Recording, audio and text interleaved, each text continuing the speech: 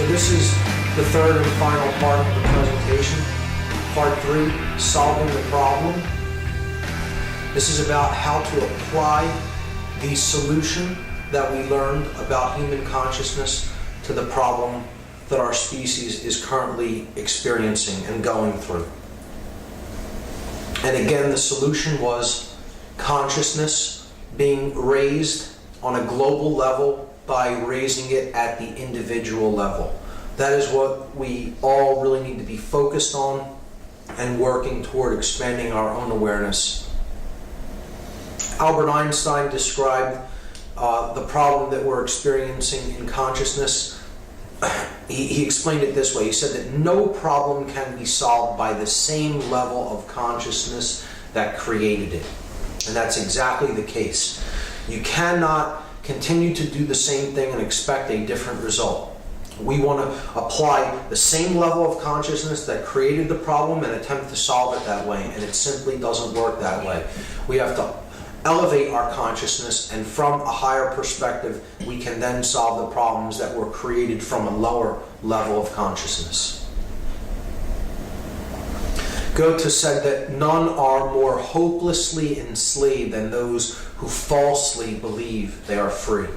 We buy into this illusion that freedom is what we have today, that this completely controlled society based on differential value and manufactured lack and fiat currency and all other forms of control and manipulation is true freedom, then we are living in a prison without the bars, with the bars that we really cannot see, yet we are still enslaved by.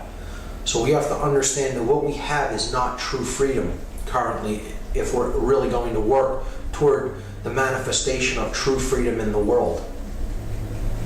Edmund Burke said that the only thing necessary for the triumph of evil is for good men to do nothing. And Thomas Paine said that these are the times that try men's souls. The summer soldier and the sunshine patriot will, in this crisis, shrink from the service of his country. But he that stands it now deserves the love and thanks of man and women. Tyranny, like hell, is not easily conquered. Yet we have this consolation with us, that the harder the conflict, the more glorious the triumph. We are currently living in the time of the apocalypse. People have a completely incorrect notion of what apocalypse means. This word comes from the Greek language, and if we break it down into its etymology, apo means to take away or to remove in Greek, and kalyptine means to cover or to conceal. So it's a veil of sorts. So the apocalypse is the taking away, the removal of that which has been concealed, the lifting of the veil. It's a great revealing process. That's what apocalypse means. It means the process of revealing, and what is being revealed is the truth. The truth is what is being unveiled.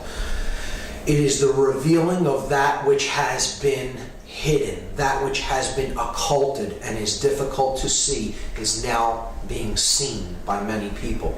So this isn't about an Armageddon or a great catastrophe or a cataclysm. This is about the revealing of the truth and then living in harmony with that which is. That is what the apocalypse actually is. It's a choice. It's a choice that we individually must make, and it's beautifully put in the allegory, The Matrix. We have a choice between the red pill and the blue pill. The red pill will wake one up from the illusion and get them to see what is, and they will find out how far this rabbit hole really goes. The blue pill will keep them in illusion, keep them in ego-bound consciousness, and they will stay asleep. So the choice is ours. It is a choice between love and fear, the force that awakens consciousness and the force that shuts consciousness down. This is the time that many ancient cultures called the falling away of the masks. The masks are falling. That which is hidden underneath is being revealed. the true nature of things is being revealed, and our souls are being revealed to each other for who and what we really are and the forces that we really serve. I have a concept that I call Able. It's a very oversimplified model of how this consciousness divide is actually at work in the world. And it's an anagram for the modalities of consciousness that we see at work. So if you look at the whole earth and you look at the divisions that exist in consciousness on the earth, we see that people really kind of break down into one of four categories. There are two very small groups, people who really are consciously aware of what is happening. One is what I call the enemy, and one is what I call the awake or the aware. So Able stands for the aware, the blind, the lost, and the enemy. The enemy are these sorcerers of consciousness that have the understanding of how consciousness works and use it for manipulation and use it for evil purposes. The lost are those who cannot see and really aren't capable of seeing. They are so identified with illusion and so trapped in ego that they've really kind of lost the ability to become aware through an act of their own will. And it would take an immense amount of reversal and innumerable forces to even begin to show a small bit of light to people in this shut down mode of consciousness. So unfortunately, there are many who are in such a state of shut down consciousness that they can essentially be considered lost. And there's very little chance of them awakening in a human lifetime. There's another group that are simply blind. They're simply not quite seeing what is going on, but there is an inborn desire and there is willpower still there in those individuals, and they have the potential to really see what is going on, provided that they simply remove some of the blinders and some of the last remnants of things that they are attached to really see what is actually going on. And then there's the aware, people who are coming into the light and are awakening to the knowledge of truth of what is actually occurring on this planet. And they are trying to help raise awareness in others to awaken, to help others to awake. You know, you can't actually create that process yourself. You can't really wake someone else up. Someone can only wake themselves up through looking into this knowledge on their own. It's a process of self-initiation. You can be an assistant in that process. That's what an alchemist is. He's an assistant to the process of awakening. He doesn't actually do it for anyone else. Each person is actually their own magician in that process, and they actually awaken their own consciousness. An alchemist can only hope to be an assistant to that process. So the concept of there is only one will, there is only one law ultimately, and there is really only one sin. The one will is the ascension of consciousness, the evolution of consciousness, the ladder that leads from lower levels of consciousness to higher levels of awareness. And suffer. We live in harmony with that which is, we prosper, and we can attain order and peace and harmony. If we live in opposition to that which is, the truth, then we're going to be oppressed and enslaved. That's simply how the dynamic works. There is only one sin, and that one sin is tyranny. Whether it comes under the administration of an emperor, or a queen, or a Führer, or a president. Tyranny always comes as a liberator. It always claims to be the liberator and that which is going to bring freedom and prosperity and order, but it ultimately ends up in one way. And these images are disturbing, but this is what tyranny really brings. Tyranny brings enslavement, and ultimately it brings death. It brings things like concentration camps, death camps, such as these disturbing images from the Third Reich. It brings a boneyard ultimately, and cooperating with tyranny is also part of tyranny. So it's not just those who are really doing it, it's those who are cooperating with it in any way. And I would term those who are cooperating with the process of tyranny as the selfless. And this doesn't mean selfless from a perspective of I'm not selfish. This is the capital S selfless. Those who have been robbed of the true connection with self. This is selflessness. These are those who have become Golemized. Those who have been cut off from the Spirit. So I'm going to look at the concept of selflessness from two perspectives, from two allegorical perspectives. And the first is the movie Lord of the Rings. Look at the beings that are portrayed as the figures that are completely cut off from self in Lord of the Rings. You have Gollum. The ring brings him premature, brings him unnatural long life. It brings him suffering and attachment to the concepts that the ring embodies. Worshipping materialism, worshipping power. He's unwilling to let go of these things. He's unwilling to let go of ego. So he becomes a shriveled husk of his former self, Smeagol. The orcs used to be elvish creatures. They used to be elf-like beings, and then they became these monstrous beings, the orcs. The ring wraiths have no face. They're depicted as completely selfless. They have no identity underneath their mask. They're a total husk.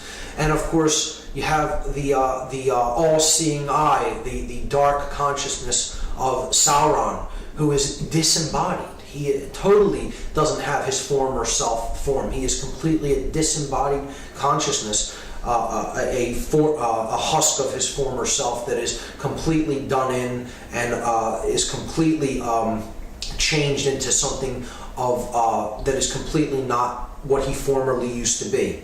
So that eye just represents total ego, total illusion, and he is not anything of what he used to be.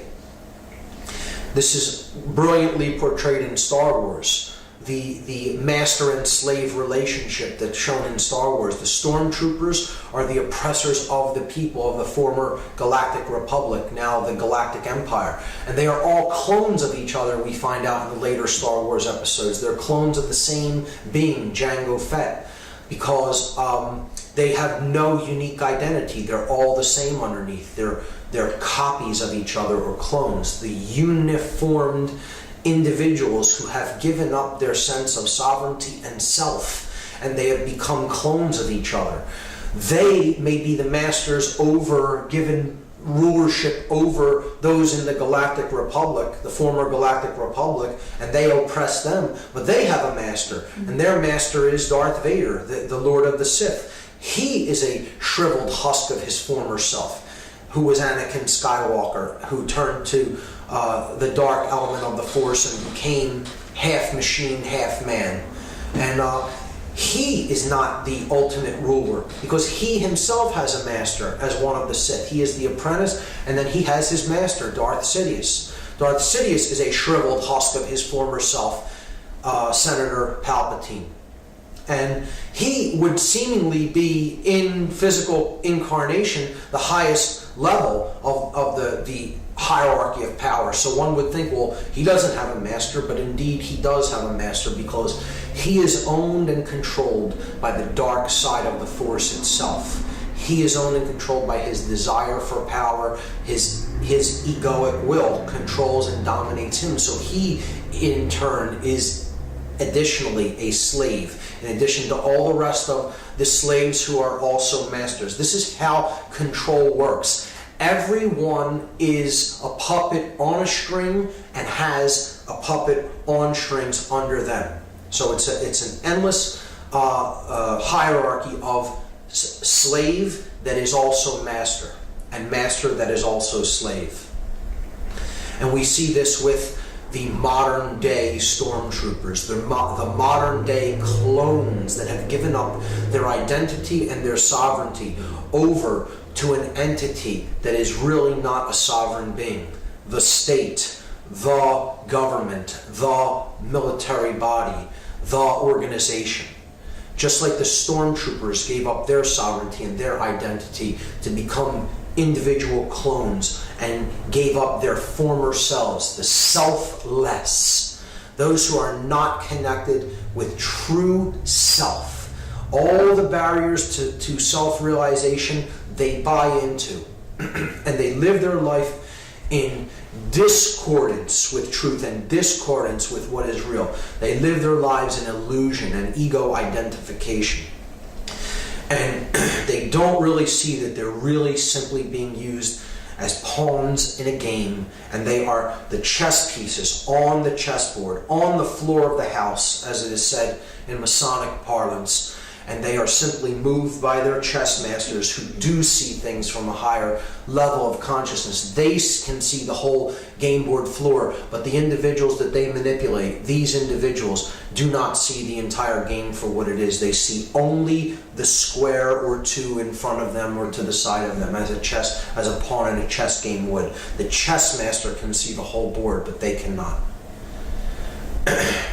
Again, the floor of the house, base consciousness, the checkered life of man, the wanderer between light and darkness, the pawn that can be positioned in the game.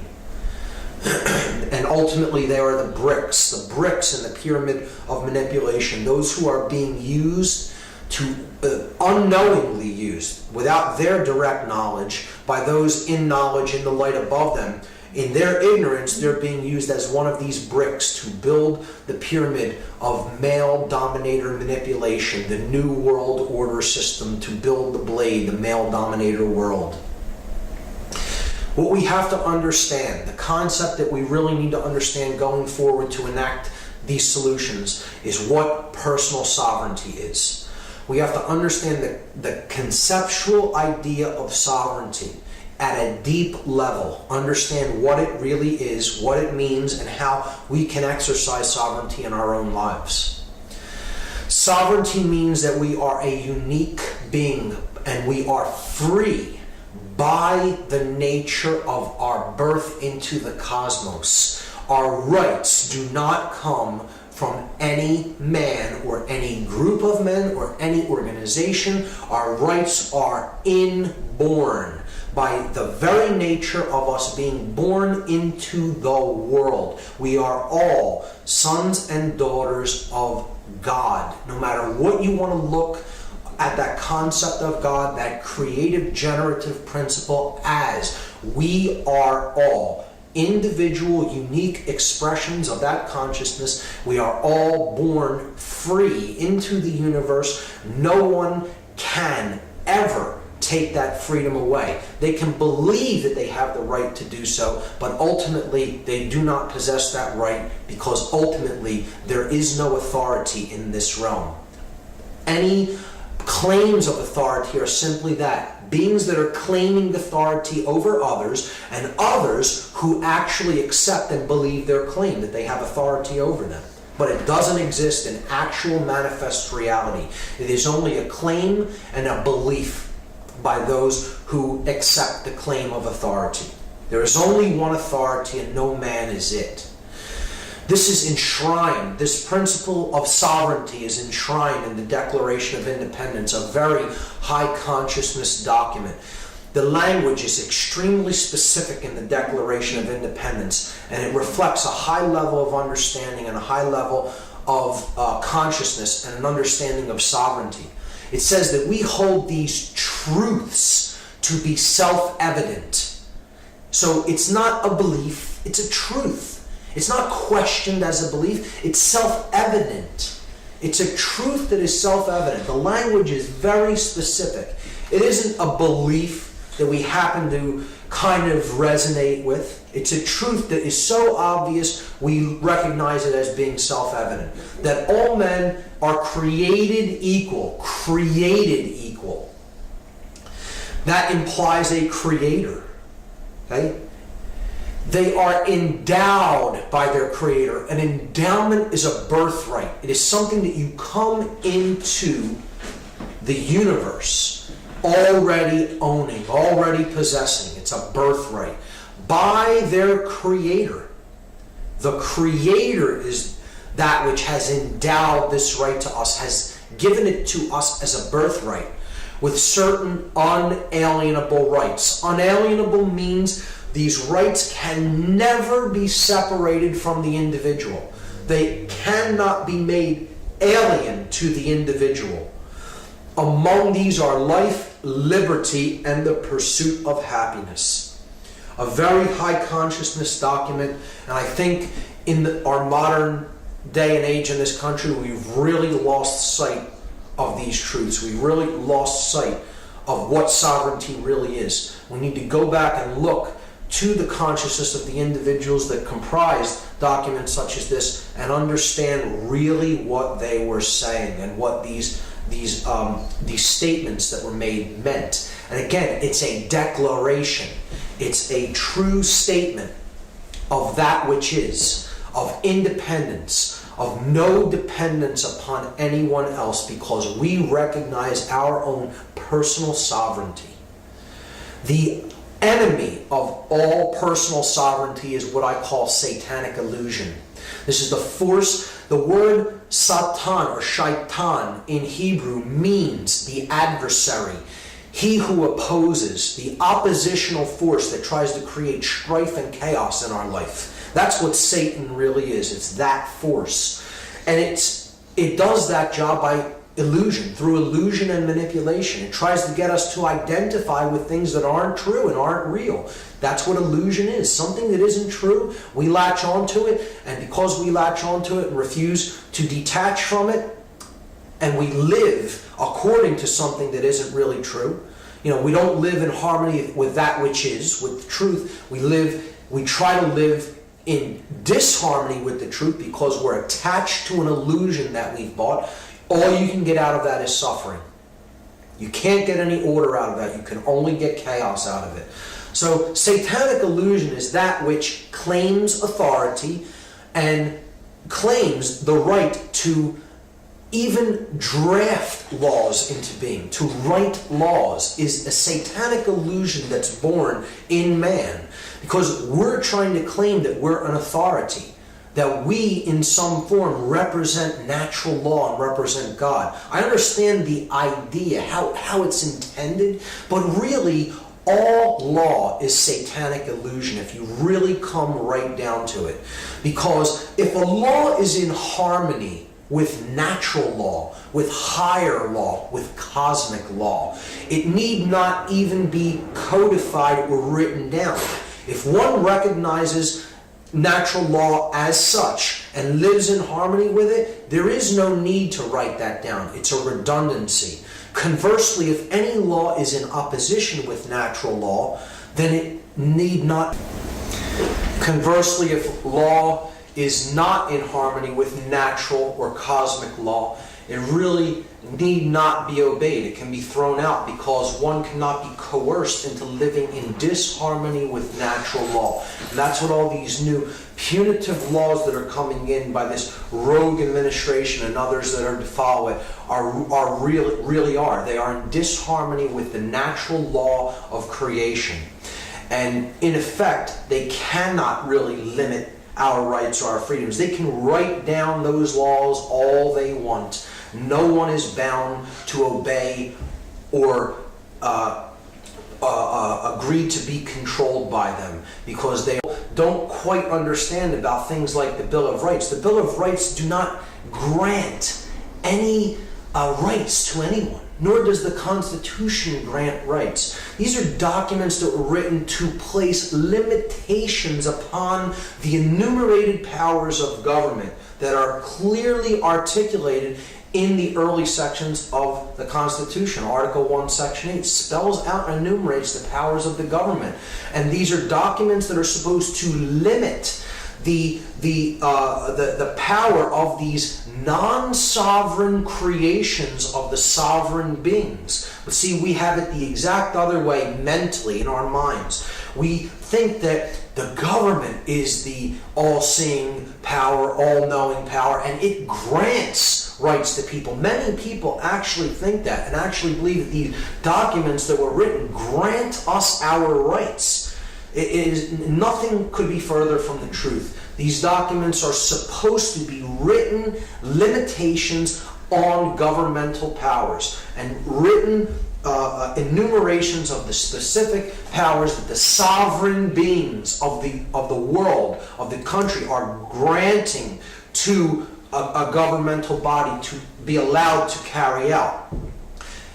So the way I look at satanic illusion is that ultimately all law is satanic illusion.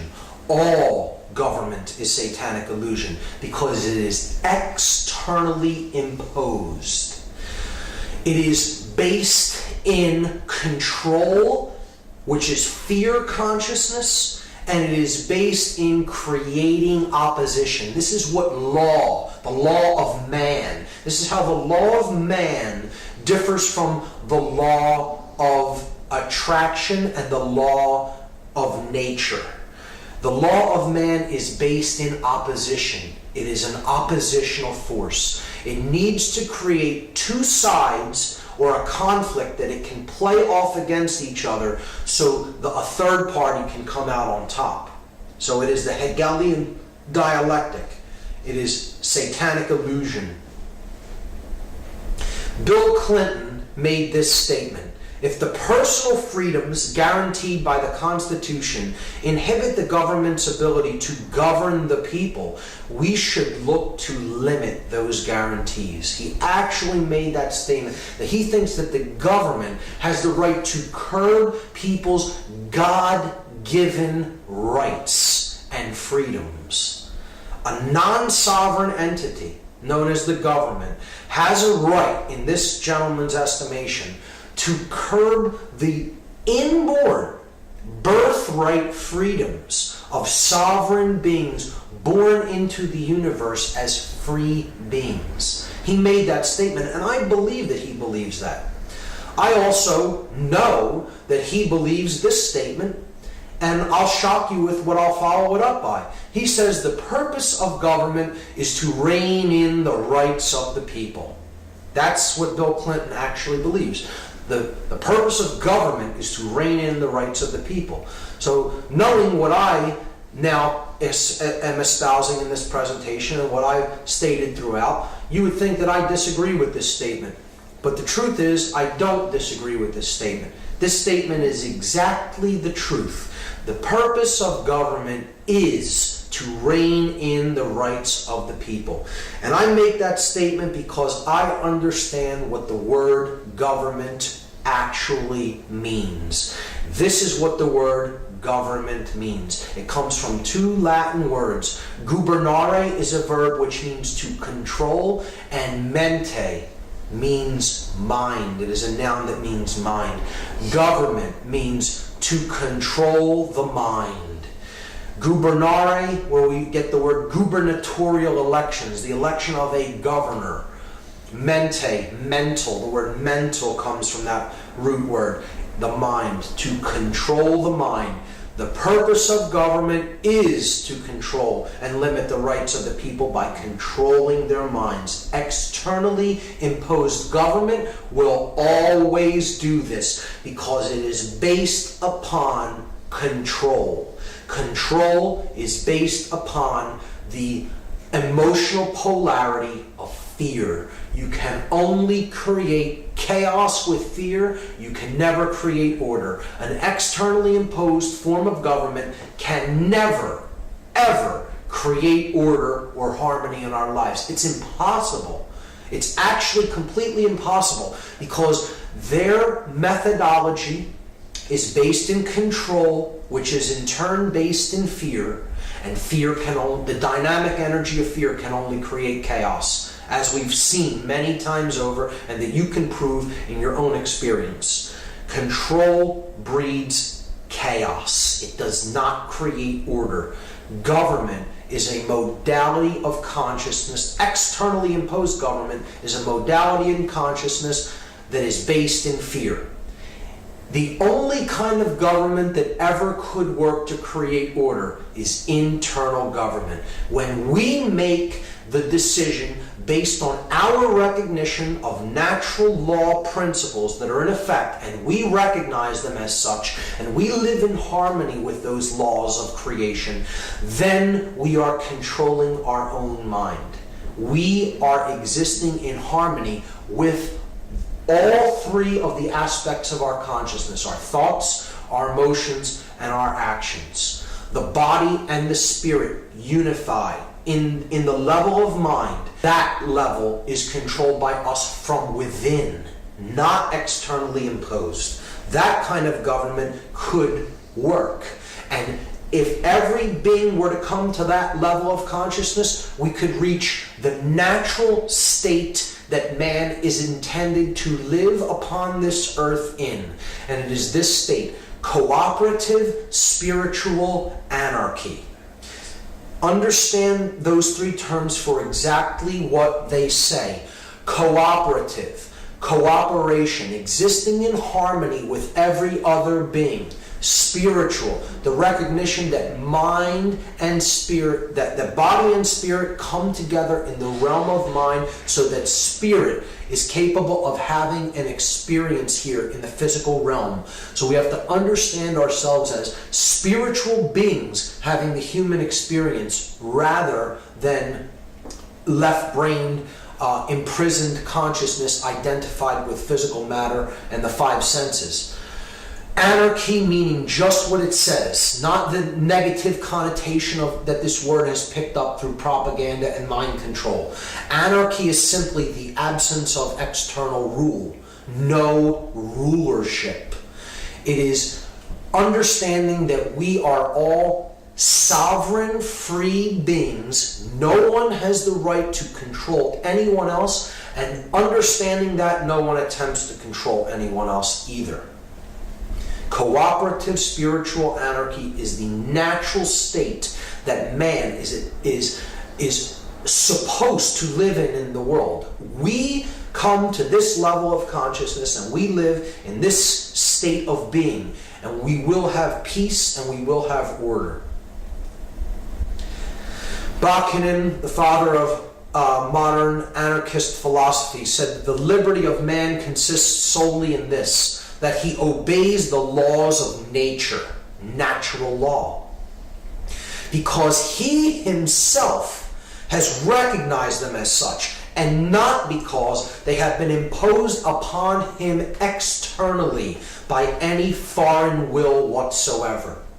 This is the understanding of what true anarchy really means. It means no externally imposed control, because one is not existing in oppositional fear-based consciousness. And we need to arrive at that state of consciousness through our own recognition of what natural law is. And that can only happen when you raise consciousness to that level where you can understand how these forces are really at work in our lives. When you say the word anarchy to most people, again, they think of this word, chaos, which we've talked about many times throughout the presentation. But anarchy, true anarchy, does not bring chaos. True anarchy would in fact bring order, because it is based in freedom. What we have now is not order. We now have chaos, because our consciousness is ruled by the vibration of fear. And fear creates illusion. Fear is giving into illusion. It creates confusion within the individual. That creates the desire to control things externally, and there you have chaos resulting. You cannot create order with that dynamic, because chaos is based in fear. Once again, chaos based in fear and based in attempting to control things external to the self. The only way you can create order is through the recognition of and then deciding to live in harmony with the natural laws of the universe. And that is the vibration that is built on higher consciousness, and it is built on the emotional polarity of love. Love creates dominion within, the rulership of the kingdom of self within. This is what Jesus meant when he said the kingdom of heaven is within. So we need to recognize these forces at work, live in harmony with them. That is what the expansion of consciousness is. That is what living in a vibratory energy of love means. That creates internal dominion, that creates freedom in the external world, and ultimately it creates order. Everything that is ordered by divine principles and the divine intelligence that underlies nature. That's the only way order can ever be created. So those are the concepts to keep in mind when we talk about the way out. The actual grassroots solutions that we can employ to heal ourselves, to heal our consciousness, to unify the masculine and feminine energies that are indwelling within us, and to get out of this prison that we've let ourselves into. And the way out, I'm choosing 10 methodologies that are grassroots solutions for consciousness change. 10 again being a symbolic number representative of consciousness. We need to heal our individual worldview healing. We need to change the quality of our attention, of the information that we pay attention to, what we take into ourselves. We need to develop true present moment awareness. We need to change our diet and get onto healthy foods, whole foods. We need to detach from the current monetary system to the extent that it was within our capability to do so, because our monetary system, again, is a fiat system of currency that equals debt and enslavement.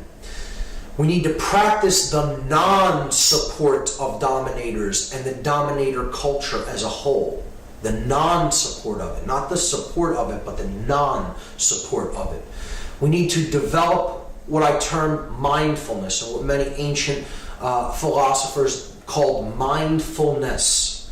We need to learn how to use entheogenic compounds in a conscious context. The use of entheogens can play a role in this transformation. We need to practice the power of positive thinking, and then we need to help others, be an assistant to others in the process of their personal awakening. So these are the 10 methodologies for grassroots, that are grassroots solutions for consciousness change, and I will take them one at a time. Worldview healing is the first grassroots solution for consciousness change, consciousness elevation. This is also known as the techniques of shamanism. Shamanism is essentially indigenous cultures' name for worldview healing. These are worldview healers. They are medicine men in the true sense. People who practice indigenous tribal medicine. And it's not just medicine for healing the body. It's medicine for healing the spirit, for healing the soul, for healing our worldview. This is a great slide I found online. The opposite of good is not evil. The opposite of good is apathy. It's apathy combined with ignorance and combined with laziness that creates everything that ails us, everything that creates our suffering. Apathy, ignorance, laziness. These are the real evils of the world. These are what are born of a negative worldview, an unconscious worldview. So we need to heal that. We need to get over our apathy. Care is the grand architect of the universe. It's what bears everything into manifestation, what we care about. And we have to examine what we care about, what we're focused on, and what the real goal of what we're trying to achieve in the world really is. Is it our own personal comfort? Or is it really the alleviation of suffering for everyone here? Because we recognize we're all in this together, we're all one consciousness experiencing itself subjectively, and everyone else's suffering is also our own suffering. That is what conscience really means. That's what real responsibility is that understanding. And we need to get to that level of consciousness if we're ever going to truly unify and be one world, recognize that we're actually all one consciousness. That will be accomplished through healing our worldview and understanding that human nature is in fact good, that we need to live in harmony with natural law, and that change is in fact possible. To think positively and know that it is possible for the caterpillar to become the butterfly. We can make a transformation and a metamorphosis if we use the power of our will and the power to ascend to higher levels of consciousness to accomplish that. The next method for consciousness change is we need to change the quality of our attention. This is directly in relationship to the information that we take in. Human beings are very definitively the product of the information that they have taken into themselves. So the quality of what we put in is going to determine the quality of what we get out, of what we experience, and how we experience the world. Thomas Jefferson said that if a nation expects to be ignorant and free in a state of civilization, it expects what never was and what never will be. Truer words were never spoken. There is no such thing as the simultaneous coexistence of ignorance and freedom. It is one or the other. An ignorant population is an enslaved population. And a well-informed population is a free population. So this is why reading is so important. Reading really is a key to understanding. We need to read information that was considered important enough that the people that came before us placed it down in writing. And this is how we become informed. We take in good information and we become inwardly formed. That's what information is. The process of becoming inwardly formed. And by becoming informed, we can be reformed. We can make ourselves anew with the new information that we have taken in to ourselves.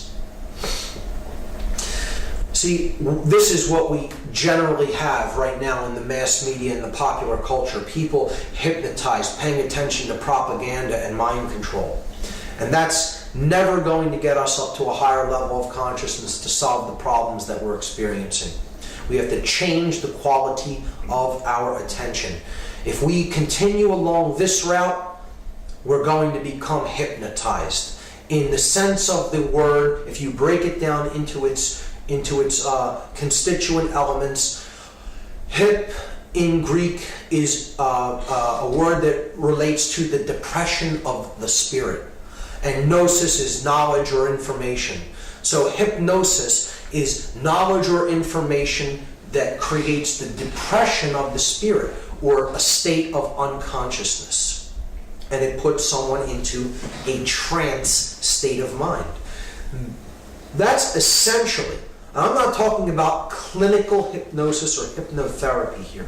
I'm talking about hypnosis from a fundamental point of view of being a trance state of consciousness, one that is controlled by someone else, and another person is placed into this trance, often through their own will, through accepting that information, accepting the practitioner's invitation to go into the trance. We're going into a state of hypnosis willingly by paying attention to the information, the often horribly poisonous information that we accept from the mainstream media and from mainstream sources. But now, see, if we follow along in that ideology, we're going to go into a state not only of hypnosis but of fascination. The word fascination breaks down to a fascination or a fascist nation.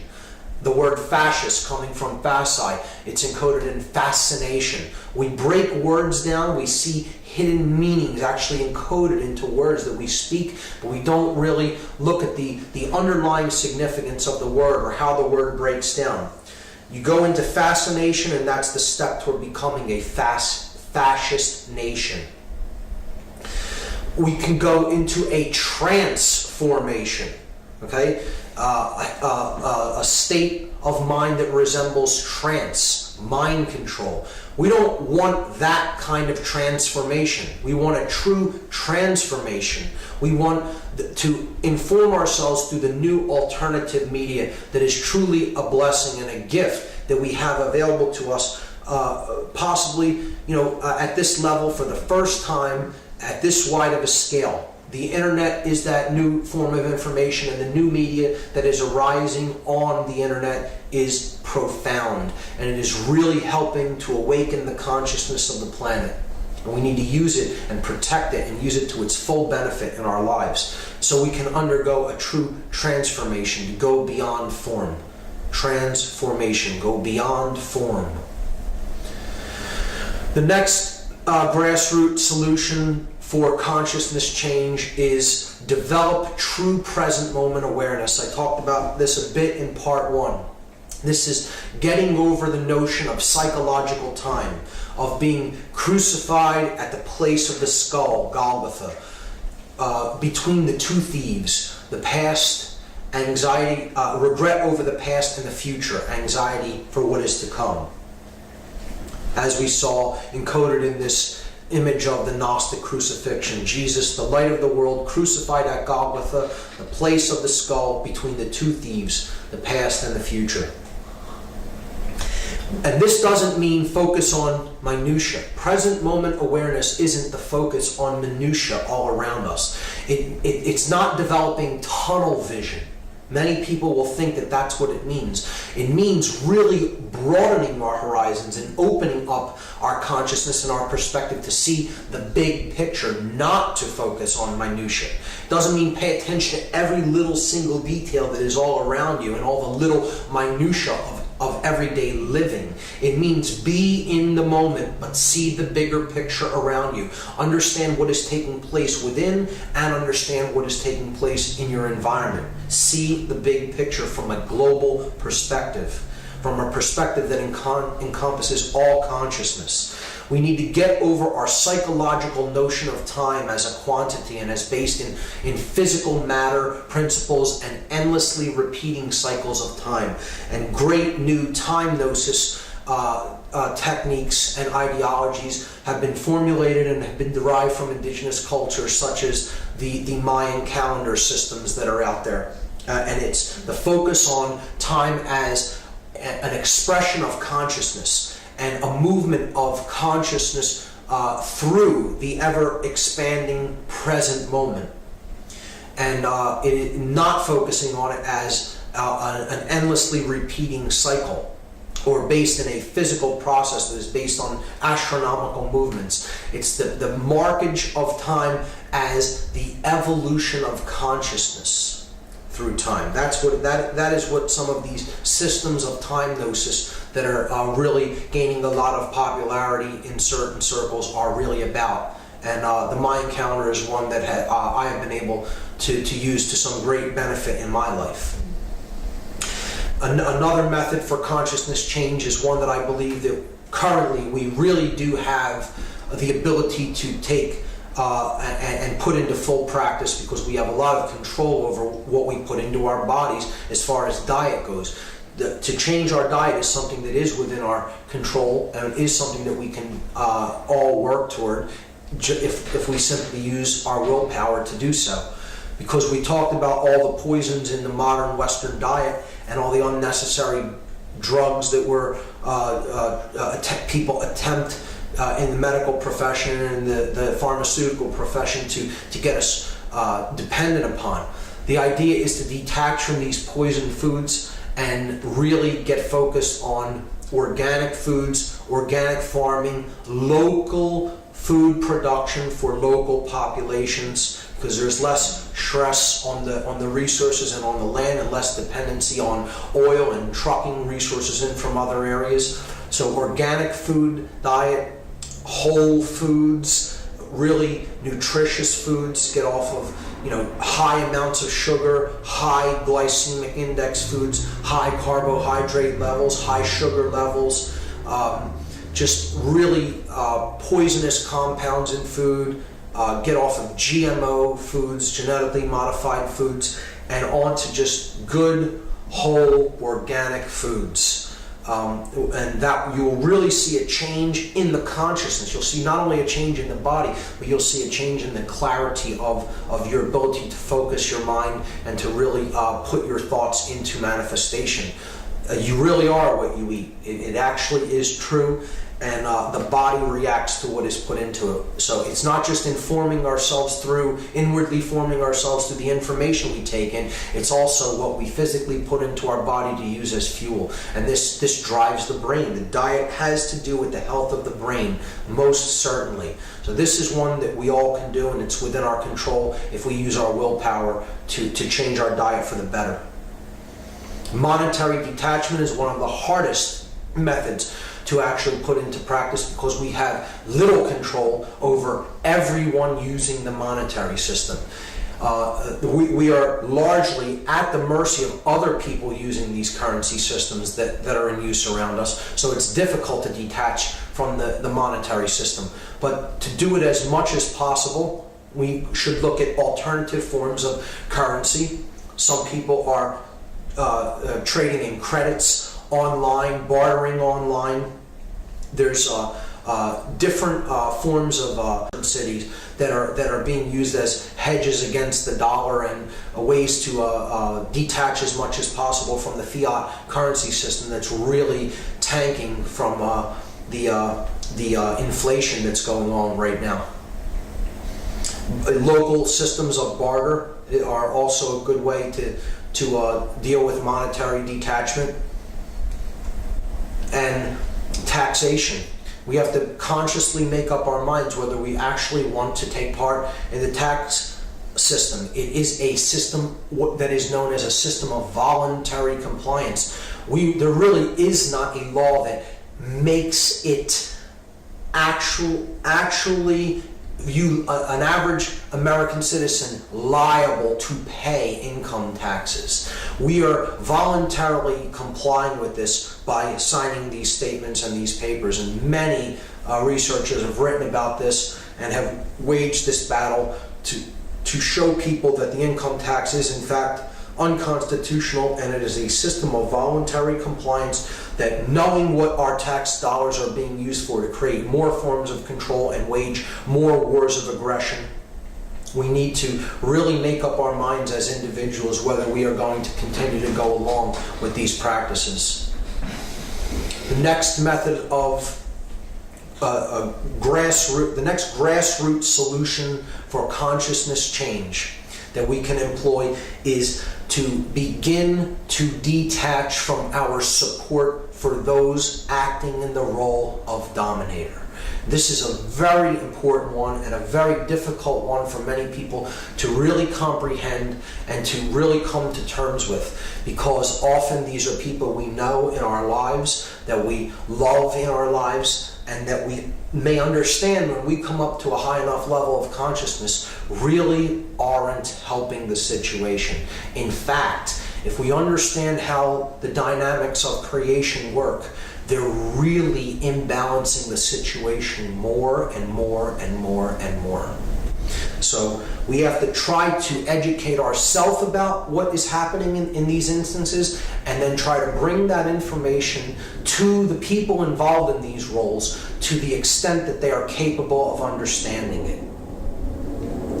Gerald Massey, Egyptologist, said, "They must find it difficult, those who have taken authority as truth rather than truth as authority."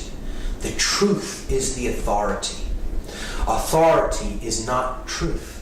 It is not true that there is authority, but the truth, it itself is the authority that we need to live in compliance with.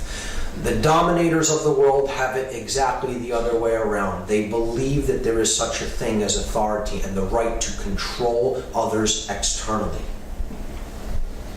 And I'm not saying everyone should be running around doing whatever they feel like doing to people. That isn't what I'm saying either. I'm saying that control is really not the answer.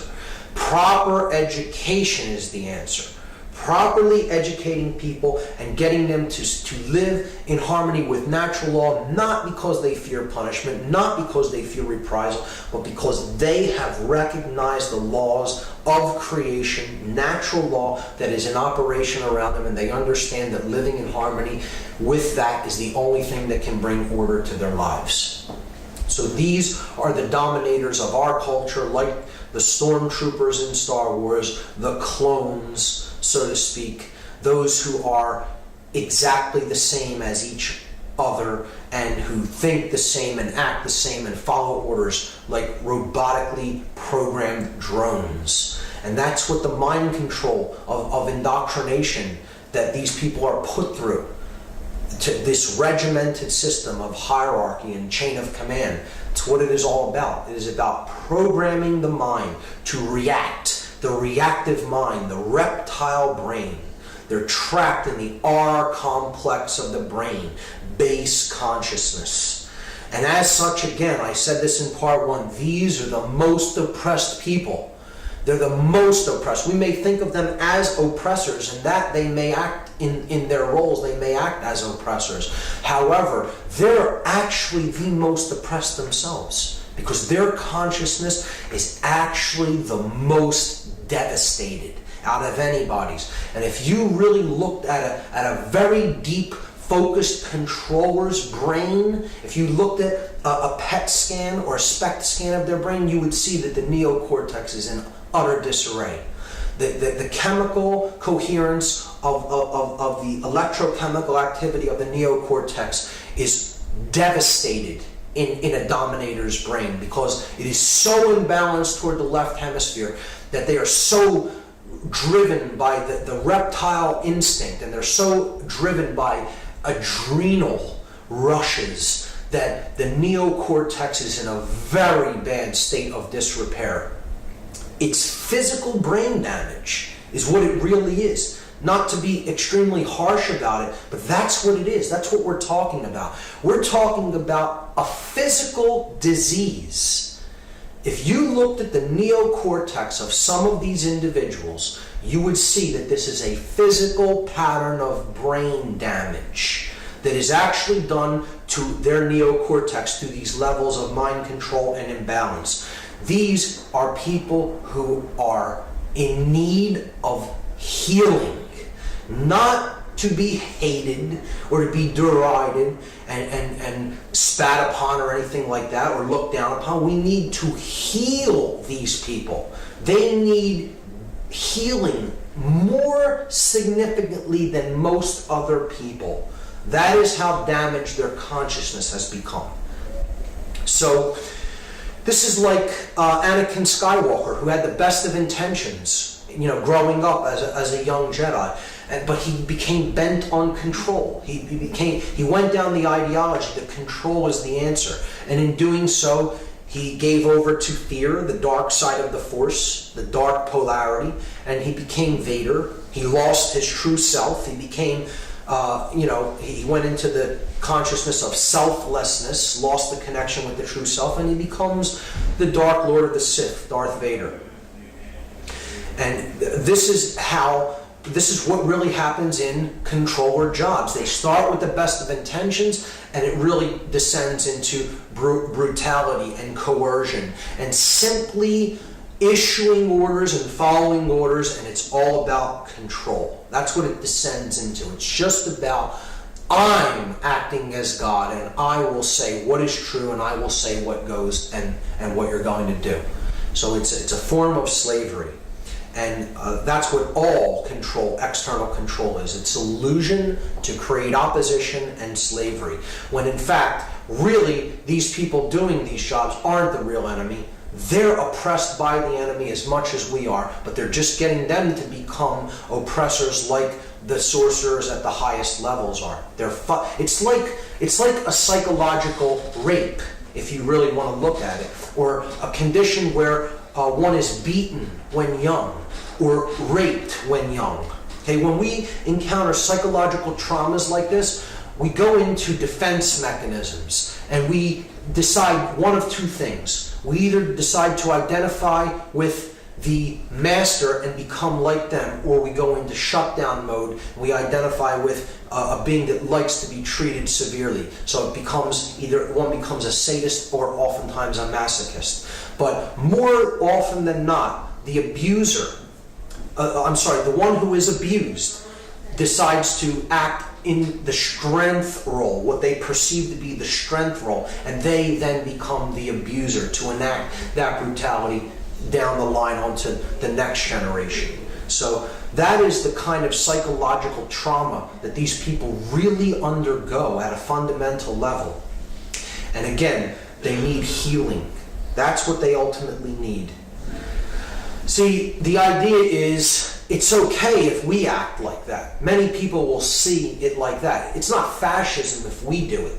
We can go out and bomb countries that didn't attack us and kill innumerable amounts of children. We can go and create torture facilities, but that isn't fascism because we've done it and we're the good guys. Well, it doesn't work that way. It still is fascism, and those who are enabling it are part of it, and those who enact these things are part of it. And they're as involved as the people that came up with these ideas and decided to enact them to begin with. They would have no ability to enact these things if they wouldn't have people willing to go along with it. And that's the same with any war scenario. Wars cannot be fought if there are no soldiers who are willing to go off and fight wars. And that is on both sides. That is on both sides of the conflict. That is how war will be put to an end.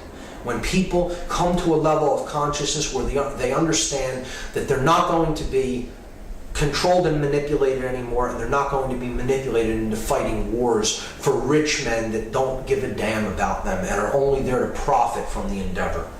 That's what our wars are ultimately fought about. And here's a person who is all too happy to explain that to you in the most overt terms. Henry Kissinger, a military strategist who actually comes up with the designs for positioning and strategies for engagements and helps to create strategies for positioning troops, makes a statement like this: military men are just dumb, stupid animals to be used as pawns in foreign policy. Here's one of the chess masters, folks, telling you himself that he doesn't give a damn about you. He doesn't care about you at all. At all. You're a dumb, stupid animal to him. This is one of the people deciding where you're going to go off to fight. You're a dumb, stupid animal to him, to be used as pawns in a game of chess. He's the chess master positioning you, the dumb, stupid animal, on the board, on the floor of the house, a wanderer between light and darkness, never knowing which is which. So people have to make up their minds. Do they want to wage war for people like this? Because that's really who's sending people off to war. They're never fighting. People like this never fight their own wars. They don't fight their own battles. They sit back behind the scenes, call the shots like the gods that they think they are, and they send the poor and the shut down in consciousness off to war to wage battles for them so that they can prosper and profit. It's all about who benefits. Who gains is the question that needs to be asked. So in fact, I understand people like this believe that they're doing something positive. They believe they're supporting people. They're not really acting in the best interest of the people that they think they are acting in the best interest of. You know that they may love the people that they're supporting, they think they're supporting in these instances. Yes, they love them, but the action that they're taking to support their family members who are going to go off to war isn't really helping them. They need to help them to raise their conscious awareness so that people will decide not to fight these senseless wars of human sacrifice, because that is ultimately what war is and always has been. It is a ritual of human sacrifice, and they're all too happy to wrap the soldiers up in all the occult emblems all over them before they go off and send them off on the altar of sacrifice. That's all war is, that's all war ever has been, and that's all war ever will be. It's a human sacrifice ritual. And the object is, don't support this. Explain to people that it's a scam to make the rich richer and to do away with people that they look at as dumb, stupid animals to be used as pawns in foreign policy. We need to not support the dominator culture, the dominator ideology. We need to help people to understand that war is wrong in whatever context it is fought in. The researcher David Icke explained this so brilliantly, I had to put this whole quote in the presentation because it encapsulates perfectly what I think about people who make these decisions to go and fight these wars. David Icke said, accept responsibility for yourself and your actions, thoughts, and words. You alone make choices. You alone are answerable to the consequences of your behavior. The feeble excuse that the establishment expected it holds no truth or justification. What is the point of having principles if you allow others to dictate your behavior? At the end of the day, you will judge your performance and the contribution you have made to creation. It will not be based on what another expected of you or what you did because you felt trapped. And how often do we hear that? I had no choice. It's something I had to do. I didn't have anywhere else to go or anything else to do or any other way to live. You hear this as an excuse all the time for why people go off and fight the wars that they fight. This is a cop-out. This is doing something because you felt trapped and you feel that it's expected of you. And that justification holds no truth. We are answerable to our own actions. And what we do in any given circumstances, no matter what was threatened of us, no matter who said that they would do something harmful to us in return, we take that action of our own will and of our own accord, and we are answerable to the consequences of our own actions. That's what needs to be understood. And in this role, in this helping, this process of healing, women can play an immensely powerful role and have and will continue to have an incredibly powerful effect in this understanding of what the dominator culture is all about, and help to explain and talk with and really delve into the psychological makeup of the men that they love, because let's face it, most of the people enacting this domination are men.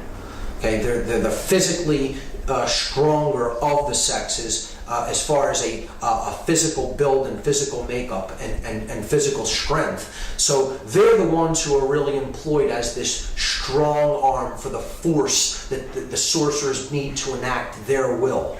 And women will play a role because every brother in this dominator culture, every son, every husband, every father, they have women around them in their lives, and these women can really get into their psychology, get into their psyche, get into their emotional makeup, and have discussions with them and talk with them about what they're being used for. If you understand what this is about, you understand how these men are being used and manipulated, you need to discuss it, not suppress it. It needs to be brought out in the open and discussed so that you can begin to help these individuals go through the process of worldview healing and understand how they're being used as a pawn. That's simply how it is, and that's the role that we need to actively take. The non-support of dominators, and one of the biggest roles to be played in this endeavor is the role that women will play in helping to heal that imbalance in consciousness. So the next grassroots solution for consciousness change is mindfulness. And this is interesting because it is kind of exactly the opposite of what the word is. We can understand mindfulness by quieting the mind and emptying it of thoughts for a time so that we can experience pure conscious awareness. And pure conscious awareness exists in the gap between thoughts. It's where the creative, generative principle of our thoughts derives from. It derives from the space between the thoughts, the gap, so to speak. So meditation is one of the practices that can bring mindfulness. It's a technique, a set of techniques that quiets the mind. There's many different ways to meditate. There's not just one meditation. There are sitting meditations. There are walking meditations. There are meditations that involve deep breathing. There are meditations that involve stretching. There are meditations that can be used in conjunction with music. There are innumerable forms of how to meditate. How the right method of meditation is that which works right for you, that which you resonate with, and that which you feel comfortable with. Meditation is simply about turning down the volume of the active mind so that one can, for a time, bathe in the quality of pure consciousness, divorced from the chatter of the mind. We need to turn our volume down so we hear the true voice that is speaking to us at all times, and it is only speaking one message, and that message is relinquish control. That is the message that is being spoken to us, and we only hear it if we turn our mental chatter down. Because this voice never speaks above a whisper. It's a gentle voice that does not impose will or control. It is saying attachment to control, the illusion of control, is what is bringing your suffering upon you. Relinquish control. Understand that which is. Live in harmony with that which is, with the truth. And then you will know order and peace and prosperity. But to do that, we need to get over the idea that we're in control of anything or anyone. You're only in control of what you think, how you feel, and how you act in the world. That's it. So relinquish control and do this through this process of developing mindfulness. Watch our actions. Watch, be an observer of the self, of how we behave in the world, and turn down the volume of the mental noise of the mind. And this can be done through various techniques of meditation. The use of entheogens in a conscious context is one of the next methodologies for consciousness change. And that is critically important, the last part of that, in a conscious context. This means understanding what an entheogen is, what it does, how to administer it or take it yourself, and to use it for the correct reason, in the correct set and setting, the correct psychological set, the correct physical setting, and for the right purpose. Because these are not toys. These are not games to play. These are consciousnesses to commune with. This is what true communion is. Not a dead sacrament, but an active sacrament.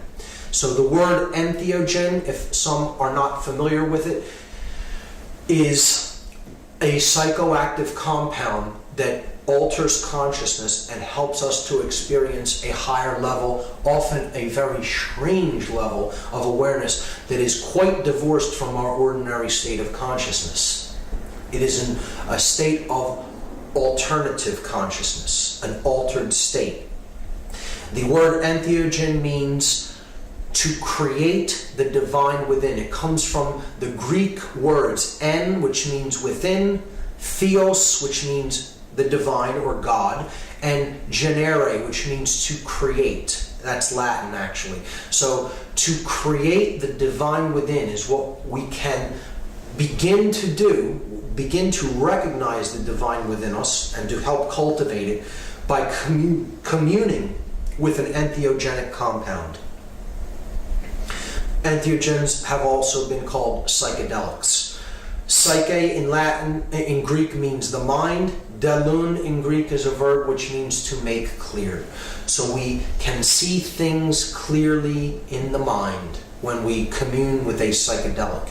They are capable of making the mind clear if they are used in a conscious context. Some of the most popular entheogenic compounds: THC, tetrahydrocannabinol, or cannabis; psilocybin, or psilocybe mexicana, magic mushrooms; ayahuasca, or Banisteriopsis caapi. This is the DMT being the active ingredient, a combination that is added to the ayahuasca blend from the chacruna plant, sometimes even pure dimethyltryptamine, DMT. These are powerful psychoactive compounds, some more powerful than others, that can really help us to go deep within our consciousness and explore the realm of the psyche, within the rich tapestry, the rich realm that exists within each of us. And these substances are demonized, and these substances are made illegal. Imagine that, naturally occurring compounds found in nature that are off limits to adult human consumption because you don't own your own consciousness. That's what laws like this, draconian laws like this, are saying to us. You as an adult do not have the choice as to whether you feel it proper to modify your consciousness as you see fit. We own your consciousness, and we are saying that this experience is off limits. You are not permitted to modify your own consciousness, which you think you own, in a way that you see fit as a mature, responsible adult. I will tell you whether or not you are permitted to modify your consciousness because I own your consciousness. Imagine that. That's our laws that we have in effect in this country and in most others. And we think we're free. We believe that we are free beings when an experience has been made illegal. An experience in the mind is illegal. Imagine the hubris of the individuals who actually believe that they have a right to even attempt to say that they're allowed to control consciousness in such a way. Hubris. It's utter hubris. That's all I can say about it. That's all I can say about it without getting extremely angry. The word sacrament, it comes from the word sacrum, which means holy or sacred, and mente, which means the mind. So again, the sacrament is that which can help to make the mind holy or sacred or whole. So it is entheogenesis, or induce an altered state. They're giving you a small piece of bread or something similar. It's an inert sacrament. It's a deadened sacrament. It's not really a sacrament. It's a substitute for the real thing. That isn't what a sacrament is. A sacrament is an active communion with another intelligence. And that's what entheogens are. Not to be trifled with. You try to trifle with these compounds and you'll find out exactly how much they do not really appreciate being trifled with. They are consciousnesses. They are consciousness that are there as teachers that we can commune with if we know how to use them in a respectful and conscious context. Terence McKenna, one of my greatest mentors, who sadly is no longer with us, he said, if the words life, liberty, and the pursuit of happiness don't include the right to experiment with your own consciousness, then the Declaration of Independence isn't worth the hemp it was written on. We own our own consciousness. It is ours to modify as we see fit. No one can make that decision for us. And I will go so far as to say no one is bound to obey a law that forbids an experience within one's own consciousness. Period. And when we commune with these compounds, if we do choose to do so, they can open up vistas of creativity because they're really putting us in touch with the intuitive right brain. And then art can flourish from a communion with these sacraments. and music can flourish and flow from a communion with these entheogens. So it's one of the ways that we can use them to get really into deeper touch with the creative aspect of ourselves. The next grassroots solution for consciousness change is the power of positive thinking. It's one I often struggle with, as do many people who do research in this field. We have to keep a sense of humor. It's often difficult to do so, knowing the weight and the gravity of the situation and how deeply along we are in this, but it's extremely important to be able to look at it lightheartedly. It is also extremely important to see the glass as half full. Try to recognize that we are making small steps and small progresses in the right direction. Try to see the glass as half full as opposed to being half empty, and focus on the positive rather than the negative. Difficult. I struggle with this one myself. Understand that change is possible. Keep that focus in mind. Keep the eye on the prize, so to speak. Change is possible. And we need to not look at the asleep as the enemy. We need to look at the asleep as ones to be helped and healed. They're in a state of worldview illness, worldview poisoning. So we wouldn't go into a hospital and start spewing hatred out against a cancer patient. They're ill. They have a disease. They have an illness. They're sick. Just like people who are really shut down in consciousness, they really have an illness. They are at disease. They have worldview poisoning. And what they need is healing, not hatred or resentment. And again, it's one many of us struggle with, who are at a higher level of awareness, and we want to beat somebody up because they don't understand what we currently understand. It's our role to help them to come up in understanding, and oftentimes you'll encounter people that are completely resistant to it, and they're attached to their state of consciousness and attached to their egoic self-centered worldview, and they want to stay in that state of disconnection.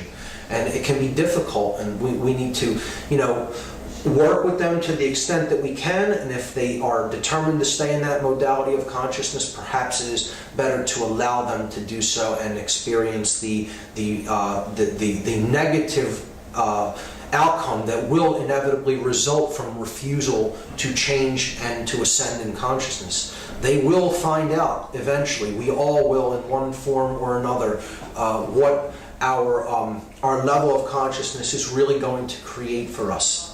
No one really escapes the lesson. They can only delay it.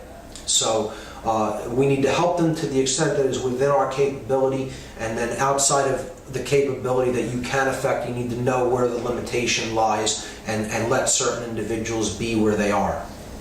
That's a hard lesson to learn, extremely hard.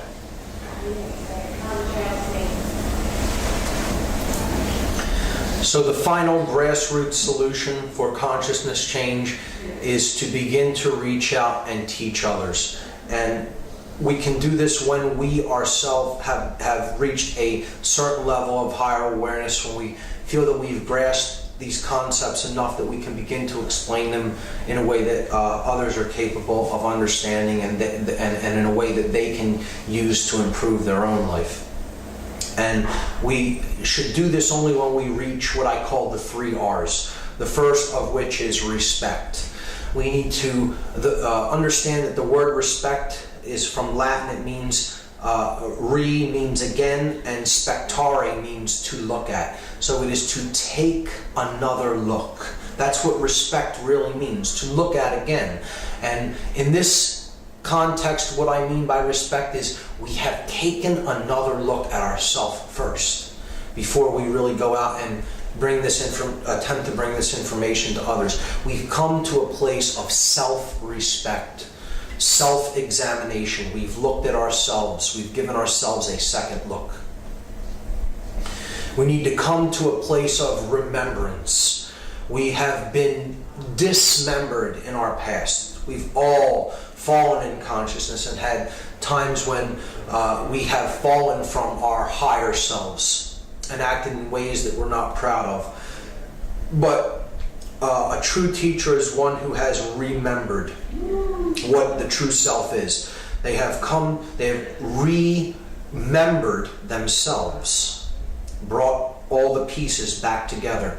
And when they have become remembered, they have reminded themselves. They have re-enabled the proper worldview. They have re-enabled the proper operation of the mind, been reminded. And the third R is responsibility. To come to a true understanding of what responsibility is. And this does not mean the left brain, Western, monetary worldview of what responsibility is, having this much money or having this kind of a job and taking on all kinds of extracurricular activities, and that means we're a responsible person. That isn't what true responsibility is. True responsibility is responsibility. It is the ability to respond to the circumstances and the situations that we find ourselves in consciousness, because we are aware of what is going on within ourselves and in our surroundings, and therefore we have the ability to respond to anything that, in a proper way, in a balanced way, to any scenarios that might come up or might develop. That is what true responsibility is, and it is the understanding that, again, everything is connected. There is no separation between self and others, and every being's suffering is our own. There will be suffering here for as long as one being is suffering. That is how you know that you're in any kind of a condition of suffering. You ask the question, is there even one other who suffers? And if the answer is yes, then you know that you're suffering, because there's no separation between that other and yourself. That recognition is what real responsibility is founded upon. And when we have the 3 R's, we can give birth to the 3 C's through teaching. And this is helping conscience to be born into the world. Care. It's all about that 4-letter word, care.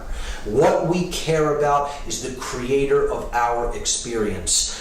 And if we care to do the right thing, conscience is born within us. This is the second birth. This is to truly be born again, is to be born in conscience. And this comes from the Latin con, which means together, and scieo sciere, which means to know or to understand. So conscience is common sense. It is that which we all know together. To know together is to undergo conversion in this process of teaching ourselves, and we help others to undergo the process of conversion. So this word is similar to the word converse, to have a conversation or a conversion. This comes from the Latin words con, which means together, and versare, which means to change. So to undergo a conversion or to converse, to have a conversation, is to change together. To undergo a process of change together is to undergo conversion. And ultimately, it's about developing conviction. Conviction, or to become convinced of something. Not because you simply believe it because someone else has told it to you, but because you yourself have recognized it as such, as truth.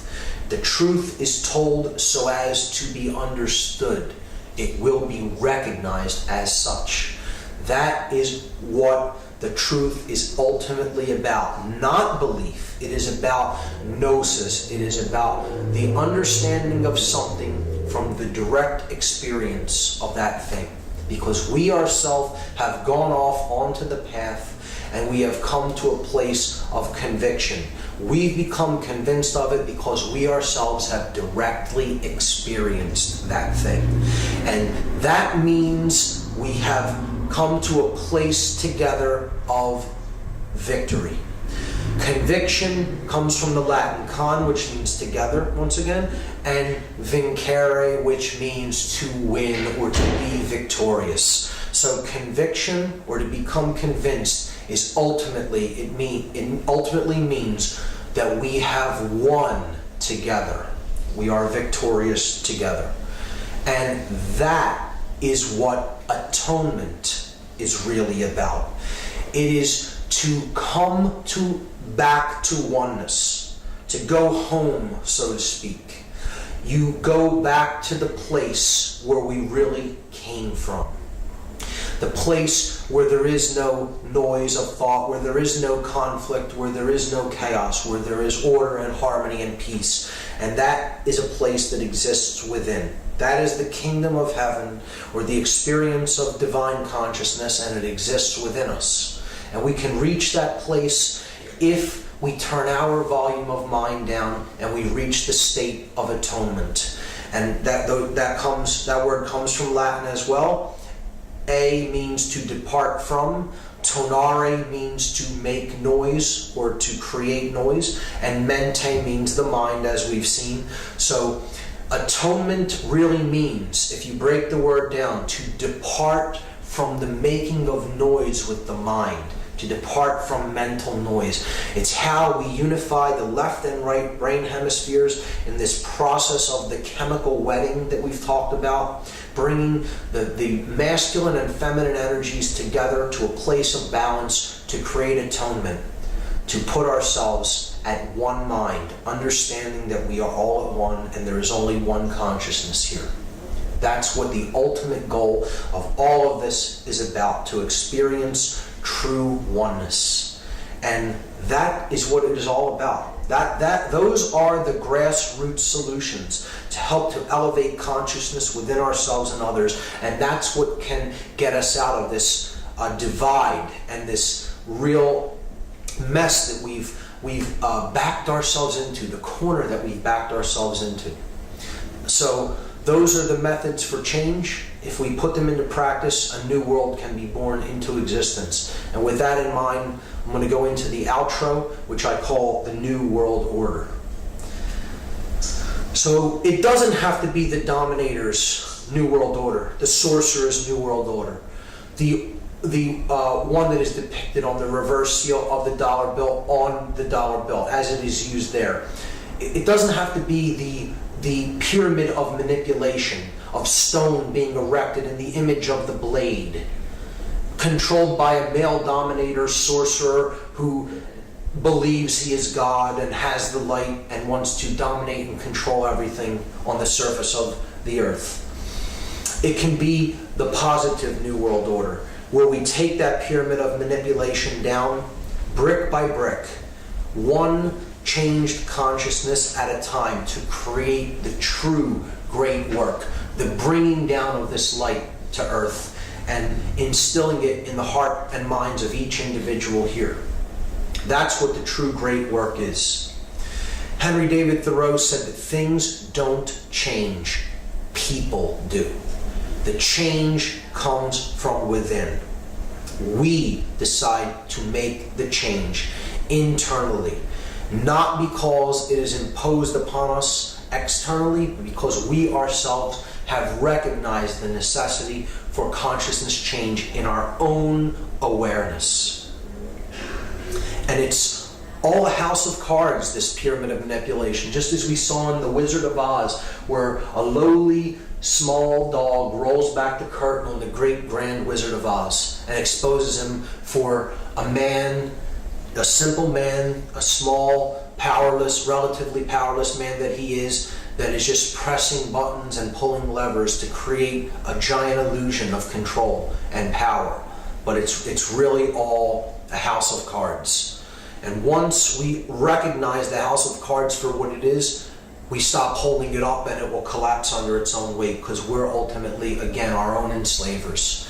We are the sheep in the pen with the gate open, free to go out at any time, yet we stay in the pen because we're so used to being in there that we don't know what true independence and freedom looks like much anymore. So we'd rather stay where it's comfortable, in the hassle-free zone.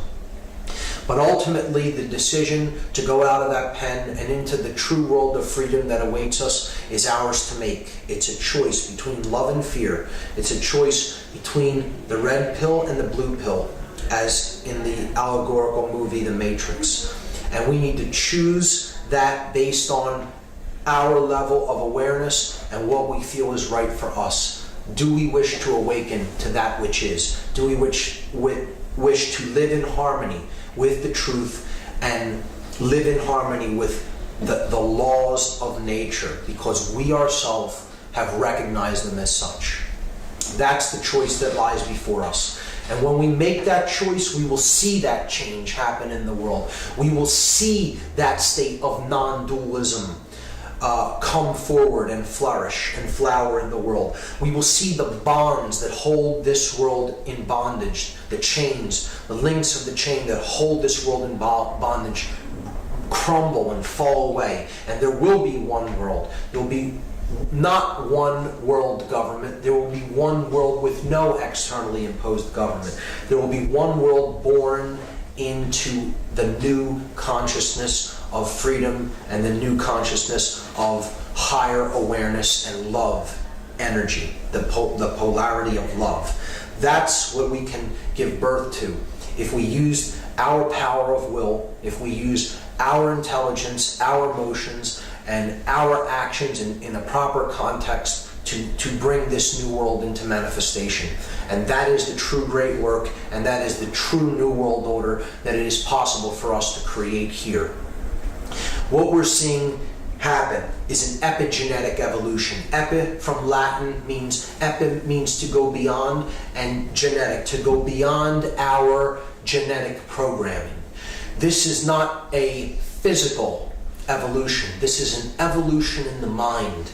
It's an evolution in consciousness that is happening on this planet and on the individuals of this planet right now. We are undergoing consciousness evolution. Epigenetic consciousness, epigenetic change. It's taking us beyond the limitations of our genetic programming and into the great cosmic consciousness that lies ahead for us. The great evolutionary process of unfoldment of consciousness to higher and higher levels of awareness. That's where the human future lies. And we can see that world, we can see that process coming into fruition. And if we go along with these changes and we don't reject these changes that are coming upon us, we can really, our lives can begin to flow effortlessly. And we can bring order and peace and harmony into manifestation in the real physical world. And this process is the process of awakening, the process of having an epiphany. This word comes also from Latin. Epi means to go beyond, and Phanes is a Greek god that was a solar god, the guardian of the gate of stars, the zodiacal band of stars. So just like we saw in the astrotheology section, he's a sun god. He's a god of gnosis and knowledge and information. And he stands as the guardian of the stargate. So to have an epiphany is to go beyond the god Phanes. It's to go through the stargate of cosmic consciousness to the true, undifferentiated void of consciousness that lies on the other side of that great divide that we experience as separation, and to come to a unified state of consciousness, a modality of consciousness known as non-duality, the understanding that we are one consciousness, experiencing itself in the physical world subjectively.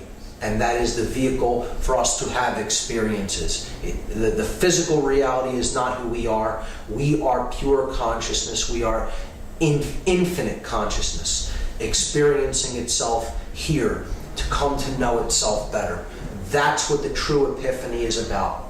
To go beyond the limitations of five sense worldly reality, to break down this negative, harmful, poisoned worldview that many of us are experiencing right now, and to really go into a state of whole-brained consciousness that is born of conscience that comes from the heart, the polar energy of love, and to go through Phanes, to go beyond Phanes and go through the stargate of higher consciousness and cosmic illumination. That is what this process is ultimately all about.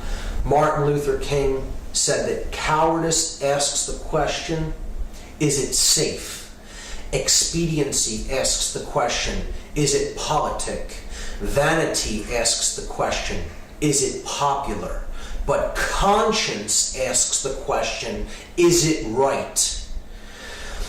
And there comes a time when one must take a position that is neither safe, nor politic, nor popular, but one must take it because it is right. Powerful words from an enlightened man. Nelson Mandela made the statement that our deepest fear is not that we are inadequate. Not that we are inadequate. Our deepest fear is that we are powerful beyond measure. It is our light, not our darkness, that most frightens us. We ask ourselves, who am I to be brilliant, gorgeous, talented, fabulous? Actually, who are you not to be? You are a child of God. Your playing small does not serve the world. There is nothing enlightened about shrinking so that other people won't feel insecure around you.